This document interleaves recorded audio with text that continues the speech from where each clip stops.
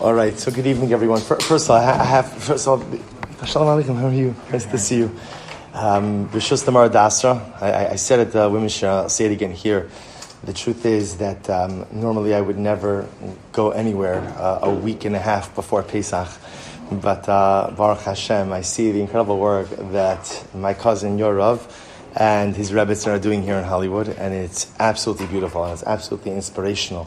And even just, I have to tell you, the only time I'm giving a share at 10 o'clock at night is Shavuos, right? And that's, so that this is even a thing here is such an incredibly beautiful thing, and obviously a testament to your Rav and a testament to all of you about wanting to create an incredible Makom Torah. And it's absolutely inspirational, absolutely beautiful. So I'll just share with you something interesting that I've been thinking about. You know, one of the ideas that has drawn my attention this year more than anything is the concept, not just simply of Pesach, but the concept of Nisan. That Nisan as a month. The truth is, this journey for me began a little bit earlier, because this is what really caught my attention. Is that by Adar, we said Mishenichnas Adar Marbe Mesimcha.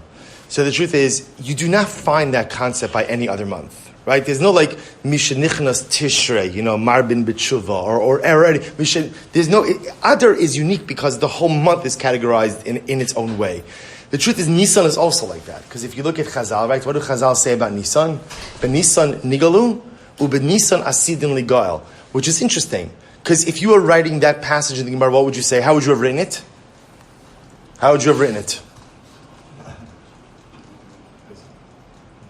What's going on up here, by the way? What's going on? This is, I told you 10 o'clock is too late. I told you. So I would have written it, but Pesach Nigalu, Uber Pesach Asidin Ligoel. Right? In other words, that's what this is. We were redeemed on Pesach, and ultimately, again, Geula could come again on Pesach. And I always tell my children, whenever we go to the door for Shul Chamasla, to open up Eliyahu and Navi, I always tell my children that you have to believe with all of your heart that Mashiach is, that Eliyahu and Navi is on the other side of the door. In other words, it's not just, you have to believe it. In other words, Yid has to believe every single day, but Dafkan Leila Seder, before you open the door, you gather your family together by us, we sing on Imamin, just to go ahead and get, and you have to believe that Mashiach is going to be on the other side. Eliyahu Navi is going to be on the other side of the door. So the fact that Chazal don't say Pesach Nigalu, Pesach Asidin Ligal, indicates to us, but rather Benisan Nigalu, Benisan Asidin Ligal, that there's something about the month.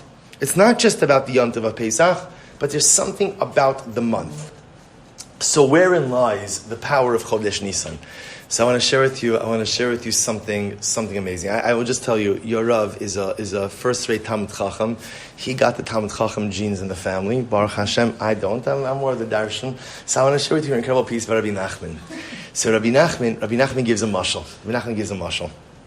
I just had a feeling Rabbi Nachman doesn't get too quoted often over here. I just had a feeling.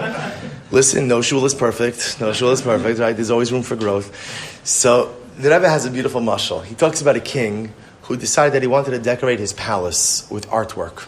So he decided that he commissioned 3 of the most talented artists in the entire kingdom. And they had one specific mandate. The mandate was, I want you to draw something, but it's got to be lifelike. It's got to be the kind of thing that people will actually think is mamish real life. So beautiful. 3 artists get to work. First guy gets to work, first artist, he's going to draw an orchard. So he draws a beautiful orchard with trees, and there's fruit on the trees. And it was so lifelike that the birds were flying in, trying to peck at the fruit. That's how lifelike it was. Second guy makes a beautiful he makes a panoramic view of the hillside. Rolling mountains, absolutely magnificent. And in the middle, he makes a window. Right, the window with a curtain, and the curtain is, I don't know what the right lashon is, half drawn. Is that the right wording? Right, half closed, and it was so lifelike that when people went ahead and walked by, they literally were trying to open up the shade. That's how incredible it was.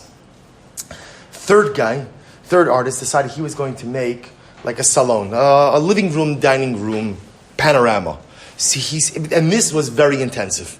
So he goes ahead and he spends a couple of days doing it. Mamish right about to put the finishing touches. He comes in the last day, and he's got everything. He's got the dining room table, the chairs, the sofas, end tables, everything. He walks in, and he has with him a cup of water. And in the middle of work, he's just all engrossed in the work. he puts the cup down on the table. On the table. And of course, again, there's no table. Comes crashing down to the floor. The Rebbe says something amazing. He says, in life, people create illusions. Some people are able to create illusions that fool the animals. Some people are able to create illusions that fool other people. And some people are so good at creating illusions that they can even fool themselves. And the Rebbe says we all create illusions in life. Think about this, Chara, for just a moment. I feel like the good part about learning at 10 o'clock at night is you could be a little bit more real. So how many of us have relationships that are in a state of disrepair, but we tell ourselves it's okay? My marriage is not good. No, it's okay. It's good enough. My relationship with my kids is not what it should be. My relationship with my parents, with my family. How many of us tell ourselves that I'm a Jew, I'm good, I'm doing good, but I know that I'm not. I know that it's not. My marriage is not what it should be. My relationship with my kids is not what it should be, and I create illusions. And if you're skilled enough with creating illusions, something amazing happens, which is you can even begin to believe them yourself. Not only do the birds get fooled, not only do other people get fooled, but I can even go ahead and fool myself. What's the power of Chodesh Nisan? Nisan is the month when all of the illusions came crashing down. Right? Remember again, how did Chazal describe Mitzrayim? Mitzrayim ultimately, again, Mitzrayim was the Kur HaBarzel. No slave ever escaped. That was Mitzrayim. You get in and no one gets out. And what happens in Chodesh Nisan? 3.5 million people walked out the front door, right? There are 600,000 men between the ages of 20 and 60. Approximately 3.5 million people. 3.5 million people walk out the front door of Egypt. Nisan is the month when illusions come crashing down. Nisan is a month where we have the opportunity to be real with ourselves. Chavra, we go through life and it's an incredible thing how scared we are of being real. How scared I am of really looking at myself and really looking. I'm sorry, you thought oh my gosh, I thought I was going to tell us a Vart on the Haggadah. And I said, but these are Dvarma Omdim and Rum Shalom, and it's just if we want Mashiach, you have enough Haggadah Varts. We need to get our act together, and we need to figure out how to start firing on all cylinders. And stop with all of the illusory lifestyles and convincing ourselves of certain things that are not true. There's an incredible Gemara. Anyone here do the daf? Do you do the daf in the shul? Okay. So I don't know. So by my share, we stopped at the Mishnah on the bottom of Samech Beis and Beis. It's really technically part of today's daf. So the Mishnah on the bottom. So without getting into the whole discussion. So for those who are learning daf, a little chazara. For those who aren't, it's still interesting nevertheless. The Mishnah is talking about, so Nazir Samech Beis and Beis. The Mishnah is talking about that an Eved Kinani could take a ned in Nazirus. He has the ability to take a ned in Nazirus, right? So what's the halacha? So the Adon doesn't have the power of Hafara, right? Because only a Baal has a din of Hafara over Ishta, over his wife, but there is no din of Hafara from a master to a slave. So what right does the master have? What right does he have? What we call neder suppression. He can't annul, but he could suppress. So he could force the Eved to go in and violate the tenets of the Nazirus during his servitude. Of course, again, then if the Eved is ever emancipated, he has to observe the Ned and Nazirus in its entirety. Fine. So the Mishnah deals with the following situation. What happens if the Eved runs away? What happens if the Eved runs away? So it's a machlokes in the Mishnah about what happens. Rabbi Meir says lo yishta. So it's actually interesting shaila. It's a shaila if the Eved runs away, now the Eved is not with his Adon. So the shaila now is on the Eved. What could he do when he's away from his Adon? So Rabbi Meir says he shouldn't drink wine. Rabbi Yossi says he should drink wine. So it says the Gemara at the end of the Amud. So what's the nekudas hamachlokes? Right? What are they arguing about? So listen to this. This is incredible.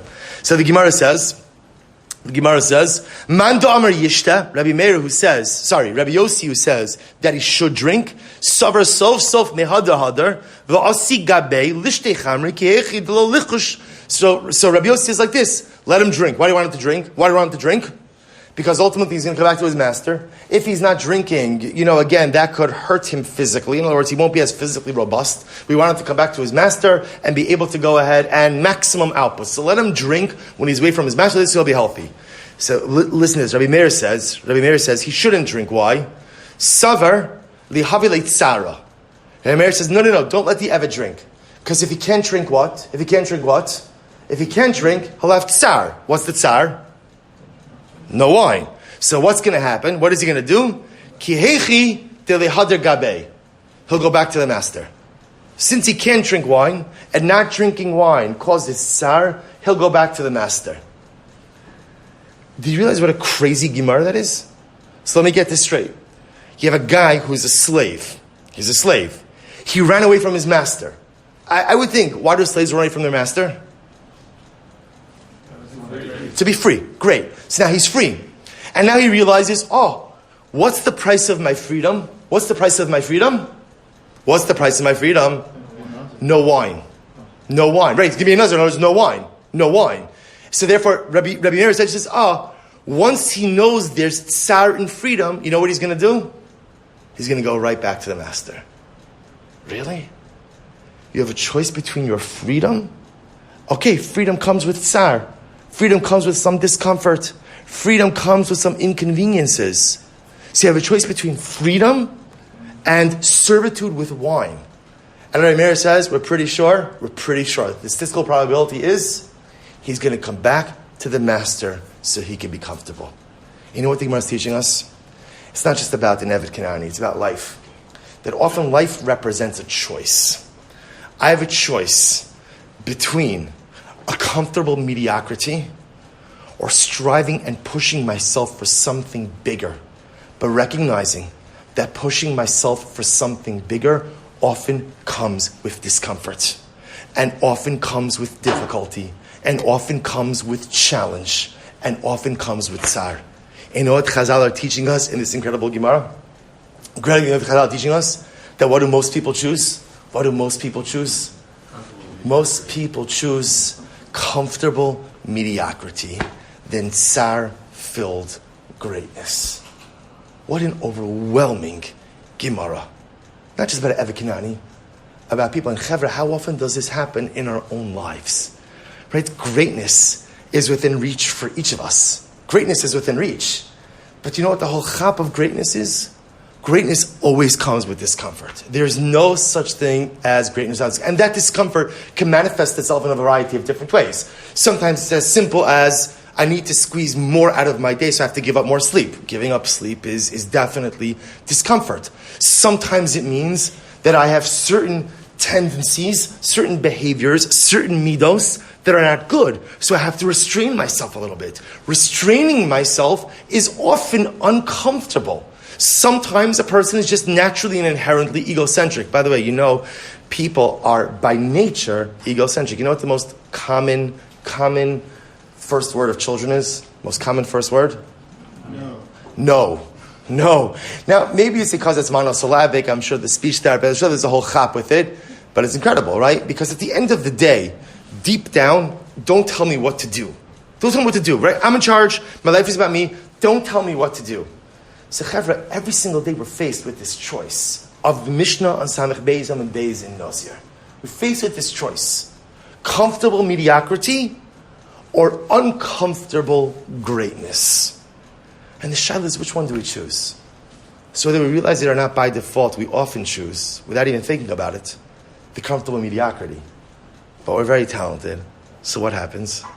I'm able to create that illusion. I'm able to paint that beautiful panoramic tapestry that makes me believe that my mediocrity is not really mediocrity, and it's really the best I can do. But it's not true. And Nisan is the month when all of the illusions come down, right? The greatest illusion was that an Eved can't get out of Mitzrayim. That was the greatest illusion. And this is the month, ultimately again, where that illusion was shattered. And if in the month of Nisan that great illusion was shattered, then we have the ability to shatter all of our other illusions as well. We don't have to live with illusions. We don't have to create an alternative narrative in order to justify what we're doing and how we're doing it. We don't have to pretend that we're pushing ourselves to do everything we can when we know that we're not. Instead, during this month of Nisan, we could choose uncomfortable greatness over comfortable mediocrity. There's a beautiful Bnei Yissaschar. I'm going to try to get in as many rebbes as I can. Right? The beautiful Bnei Yissaschar. The Bnei Yissaschar says on the pasuk, and it's so beautiful, so simple, so beautiful. He says, "Chodesh hazeh lachem." HaChodesh hazeh lachem rosh chadashim. So the Bnei Yissaschar says something so beautiful. He says, lachem is the same word, same letters as melech. HaChodesh hazeh melech. This month, I could become a king. What's the difference between a king and a commoner? A commoner is often subject to someone else's created realities. A king creates realities. And this is the whole essence of the entire Seder, right? We focus so much on Chayrus, right? So we often understand that the idea of Chayrus is Chayiv Adam Liros Es Atzmo Kilu Yatzem Mitzrayim. What's the problem? What's the problem? There wasn't an element of Chayrus during the first Seder. Remember again, how did the Ikar and Pesach in Mitzrayim? Right? Masnechem chagurim, na'alechem baraglechem, akelchem biyadchem. Right? There was no relaxing. There was no nice utensils on the table. So what's the pshat with the chirus by the Leil HaSeder? So perhaps this is what the Rebbe is saying. The whole avoda of the Leil HaSeder is to remind yourself you're a melech. So if you're a melech during the month of Nisan, so I'm a melech, I'm a king. I could create realities. It's the month of Nisan, where all of the illusions come crashing down. I don't have to live an illusory life. I don't have to convince myself that mediocrity is the best I could do. I could choose uncomfortable greatness over comfortable mediocrity. I have that ability. Do you know why? HaChodesh hazeh lachem. I'm a melech. I am a melech. And a melech gets to dictate his own reality. Now, it's true. There are many realities we can't dictate and many things that we can't choose. That's absolutely true. But the kind of people we want to be, the kind of lives we want to lead, the type of neshamas and relationships with HaKadosh Baruch Hu, bein adam l'makom, bein adam l'chaveru, we want to create, that is up to us. And this is the month. This is the month where we have the ability to make something great. It's not a vart in the Haggadah. It's a vart in life. It's a vart in life. And Chevra, I'm sharing something with you that I'm personally myself like struggling with a lot, because when I take a step back and I think to myself, there are like a lot of illusions I've created. There are things that I know that are broken, but I've convinced myself either that they're not broken or that they are broken and I can't fix it. And I realize, why do I do that? I don't have to do that. I know why I do it. I do it because living with illusions is living with mediocrity, and that's very comfortable space to be in. But in this month of Nisan, I could be a melech. In this month of Nisan, I don't have to do that. In this month of Nisan, if I roll up my sleeves, if I have the courage to identify the illusory aspects of my life, then I have the ability to say, okay, illusion, illusion, illusion, illusion. Comfortable mediocrity over here. It doesn't have to be that way. I could change it. I can live differently. The chayrus of the Seder doesn't just have to be something that lasts for a couple of hours. It can be something that begins at the Seder and Emirat Hashem accompanies me through life. So it should be Zocha Emirat Hashem that in this month of Nisan, when the most dramatic of all illusions came crashing down to the ground, we should find the courage to look at our own lives, to look at ourselves, and to be honest. Are there illusions with which I am living? And if I am, to find the courage to stop. To find the courage to say, no more. I don't have to lead an illusory life. Again, I apologize for being repetitive. HaChodesh hazeh lachem, melech. I'm ready to embrace the discomfort of greatness, and I'm willing to shed the comfort of mediocrity. And if we're willing to do that, then in the same way that our ancestors experienced Geula, and that's why, by the way, I'm sorry, just coming full circle, that's why it's not B'Pesach Niglu Pisa, Pesach Asin Nigal, because this element of the illusions coming crashing down is not just a din in Pesach. It's a din in the entire month. It's a din in tonight. It's a din in tomorrow. Yes, it's a din in Pesach as well. But it doesn't just span for the 7 days of Yom Tiv. The entire month has this koach. We should be Zochem Eretz Hashem to tap into it. We should be Zochem Eretz Hashem to maximize it. And halavai, if we do our part and take down the illusory tapestries, if we do our part, and again, eschew the comfort of mediocrity in the pursuit of the discomfort of greatness, same way that our ancestors experienced Gula during this month, we should be Zocheh Emirat Hashem to do the same with the coming of Mashiach, the rebuilding of the base of Mikdash from here, Rabbi Amenu. Amen.